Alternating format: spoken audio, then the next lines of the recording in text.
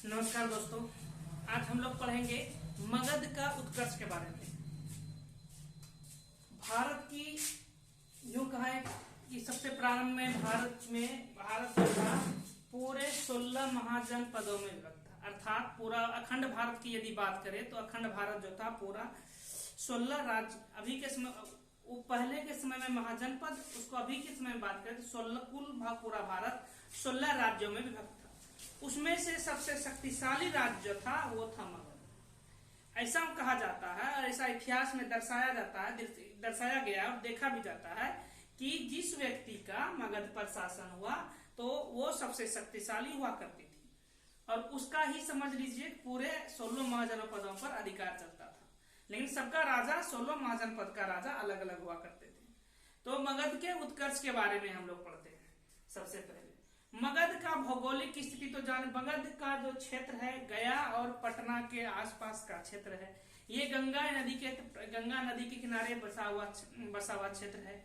गंगा नदी के किनारे होने के कारण यहाँ की भूमि जो थी काफी उपजाऊ होती थी। इसके साथ साथ व्यापार करने का साधन, नदी के माध्यम से व्यापार करने की साधन भी सुगमता से हो जाता था, जिसके कारण यह क्षेत्र काफी फला फूला और तरक्की भी की। इसलिए मगध काफी उन्नति पर था उस समय, अभी भी है ये। चलिए अब देखते हैं मगध का उत्कर्ष कैसे हुआ, किस तरह से मगध पर सत्ता कायम हुई। मगध अपनी पूरी दुनिया में पूरा भारत में या ये कहें पूरी दुनिया में मगध ने अपना पहचान कैसे बनाया। कौन कौन व्यक्ति थे जिन्होंने मगध को पूरी दुनिया से परिचित करवाया, इसको जानते हैं। चलिए सबसे पहले यहाँ नाम देखते हैं, लिखा हुआ है कि सबसे प्राचीन वंश के संस्थापक वृत्रद थे। मगध पर सबसे प्राचीन वंश के संस्थापक थे वृत्रद। इन्होंने ही मगध पर सबसे पहले अपना वंश का शासन किया। इसकी राजधानी थी गिरिब्रज या राजगिरी। वृत्रद जो थे जरासंध नाम का एक व्यक्ति था, उनका पुत्र था। जरासंध नामक व्यक्ति का पुत्र था वृत्रद। अब देखते हैं उसके बाद इसके बाद ज्यादा जानकारी इसके बारे में मिलता नहीं है इतिहास में। उसके बाद जो इम्पोर्टेंट फैक्ट है, सीधा चले आते हैं हर्यक वंश में। हर्यक वंश में क्या हुआ? हर्यक वंश के संस्थापक थे बिंबिसार। इन्होंने हर्यक वंश की स्थापना 544 ईस्वी पूर्व में किया था। 544 ईस्वी पूर्व में इन्होंने हर्यक वंश की स्थापना की। ये बौद्ध धर्म के अनुयायी थे। याद है उस समय बौद्ध धर्म काफी प्रचलन में था। बिंबिसार भी बौद्ध धर्म के अनुयायी थे। प्रथम भारतीय राजा जिन्होंने प्रशासनिक व्यवस्था पर बल दिया। बिंबिसार ऐसे प्रथम भारतीय राजा थे जिन्होंने प्रशासनिक व्यवस्था पर बल दिया। और प्रशासन, आप भी समझ रहे हैं, प्रशासनिक व्यवस्था पर बल देने का मतलब है कि अपनी शासन प्रणाली को पूर्णतः सुदृढ़ करना।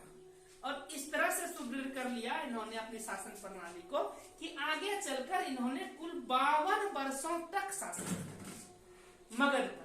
और मगध के साथ साथ अपने आसपास के जो भी महाजनपद थे उन पर भी अपना अधिकार किया। जैसे वो अपनी चतुराई बुद्धिमता से कभी विवाह संबंध अपनाकर, कहीं युद्ध करके बिंबिसार ने अपने क्षेत्र को बड़ा किया। देखिए उसके बाद क्या होता है, ये याद रखना है कि मगध पर बिंबिसार ने 52 वर्षों तक शासन किया और प्रशासनिक व्यवस्था पर सुधार पर बल दिया। इसके राज्यकाल में एक वैद्य था जीवक नाम का एक राजवैद्य था, जो चिकित्सा शास्त्र के काफी ज्ञाता थे। उसे चिकित्सा शास्त्र का विद्वान ही बोला जाता है। तो ये काफी इंपॉर्टेंट नाम है जीवक किसके दरबार से संबंधित है? तो बिंबिसार के दरबार से संबंध रखता है जीवक।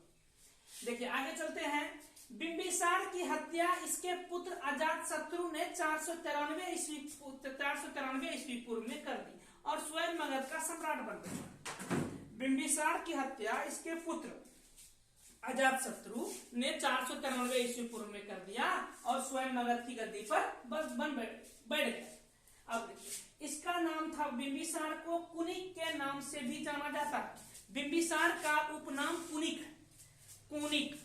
उसके बाद देखते हैं अजातशत्रु ने लगभग 32 वर्षों तक शासन किया। 32 वर्षों तक शासन किया। पुनः इन्हीं के पुत्र यानी कि बिंबिसार के पुत्र थे उदयन। उदयन ने 461 ईस्वी पूर्व में अजातशत्रु की हत्या की। अजातशत्रु के बारे में कहा जाता है अजातशत्रु प्रारंभ में जैन धर्म के अनुयायी थे, क्योंकि धार्मिक दृष्टिकोण से धर्म के बारे में भी एग्जाम में कई बार क्वेश्चन पूछा जाता है कि अजातशत्रु किस धर्म के अनुयायी थे, तो याद रखना है अजातशत्रु प्रारंभ में जैन धर्म के अनुयायी थे।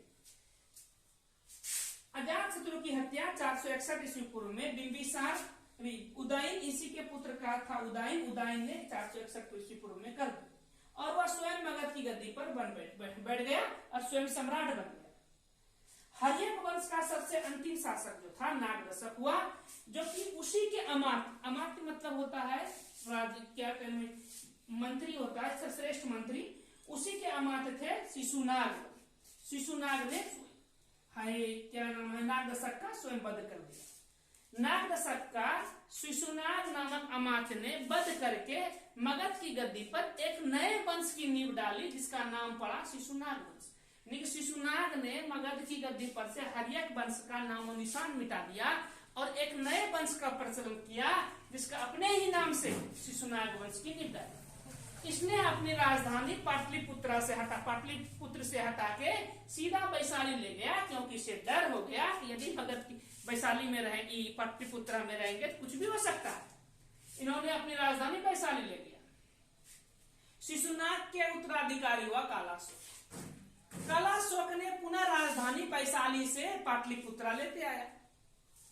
मगध वंश का शिशुनाग वंश का अंतिम शासक हुआ नंदीवर्धन। शिशुनाग वंश का अंतिम शासक नंदीवर्धन। उसके बाद कैसे क्या हुआ इसका ज्यादा जिक्र हमको मिलता नहीं है। उसके बाद आता है मगध की गद्दी पर एक नए वंश ने नींव डाली, जिसका नाम है नंद वंश। नंद वंश के संस्थापक थे महापद्म नंद। पता नहीं इन्होंने कैसे सत्ता में कैसे आए, कैसे इन्होंने सत्ता अपनाया, इसकी जानकारी नहीं है। बस ये समझिए कि मगध वंश के संस्थापक कौन थे। ऐसे नंद वंश के संस्थापक थे महापद्म नंद, जिसे एक विशाल सेना का स्वामी कहा जाता है। ये बहुत बड़ी सेना रखते थे और विशाल सेना का स्वामी कहलाते थे महापद्म नंद। इसके महापद्म नंद के उत्तराधिकारी हुए घनानंद। घनानंद सिकंदर के समकालीन थे। उसी समय सिकंदर भारत की तरफ आक्रमण करने के लिए चल दिए थे, विश्व विजेता बनने के लिए। इसे अब देखिए, घनानंद को चंद्रगुप्त मौर्य ने पराजित कर मगध की गद्दी पर मौर्य वंश की नींव डाली। इसी समय क्या होता है कि मगध की गद्दी पर जो घनानंद का शासन था और सिकंदर उधर से आक्रमण कर रहे थे और सिकंदर की सेना में चंद्रगुप्त मौर्य शामिल हो गए थे। तो चंद्रगुप्त मौर्य ने क्या किया, अपने राजा बनने के उद्देश्य से और अपने गुरु की कृपा से घनानंद को पराजित कर मौर्य वंश की मगध की गद्दी पर मौर्य वंश की नींव डाली। इस तरह से अभी तक हम देख रहे हैं कि मगध का चूंकि उत्कर्ष तो हो गया, लेकिन अस्थायी रूप से किन्हीं ने अच्छी तरह से शासन नहीं कर पाया। एक ही व्यक्ति हुआ और एक वंश हुआ, व्यक्ति को छोड़ते हैं, वंश हुआ जिसका नाम है हर्यक वंश। हर्यक वंश ही एक ऐसा आया जिन्होंने मगध की गद्दी पर लगभग 100 वर्ष तक शासन किया। उसके बाद कोई ऐसा वंश नहीं आया जिन्होंने अस्थायी रूप से लगभग 50-60-100 वर्ष तक शासन किया। यूं कहें अभी तक तो मगध ढिल-सिल चल रहा था। उसके बाद जब यहां से आया मगध की गद्दी पर, जब चंद्रगुप्त मौर्य ने मौर्य वंश की नींव डाली, तो मगध में कुछ अस्थायित्व आई। यहां से मगध जो है पूरा विश्व में जाना जाने लगा, पूरे भारत में जाना जाने लगा, क्योंकि यहीं से विकास अखंड भारत की विकास की श्रेणी चढ़ने की सीढ़ी शुरुआत होती है। इसके बारे में हम अगले अध्याय में पढ़ेंगे मौर्य वंश के बारे में। चलिए आज के लिए इतना ही रहने देते हैं। इसको थोड़ा शॉर्ट में समझ लेते हैं कि सबसे इंपॉर्टेंट बात क्या होता है कि उत्तराधिकारी को समझना। उत्तराधिकारी को समझ गए तो समझ लिया इतिहास समझ गए। उत्तराधिकारी को नहीं समझ पाए, इतिहास नहीं समझ पाए। यदि हम देखें हर्यक वंश, लिखते हैं यहां हर्यक वंश। संस्थापक था बिंबिसार। बिंबिसार के बाद आया अजातशत्रु। अजातशत्रु के बाद आया उदयन। उदयन के बाद आया नागदशक। बस कहानी समाप्त। ये हर्यक वंश की कहानी समाप्त इसी से हो जाता है। क्योंकि हर्यक वंश में बस 1 2 3 4 कहानी समाप्त। फिर आते हैं, फिर हर्यक वंश के बाद कौन सा वंश आया? नाग दशक वंश। यहाँ देखते हैं नाग, सॉरी शिशुनाग वंश, शिशुनाग वंश।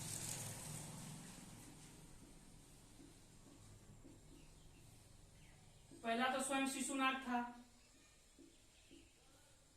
उसके बाद कौन आया? कालाशोक। कालाशोक के बाद कौन आया? नंदीवर्धन।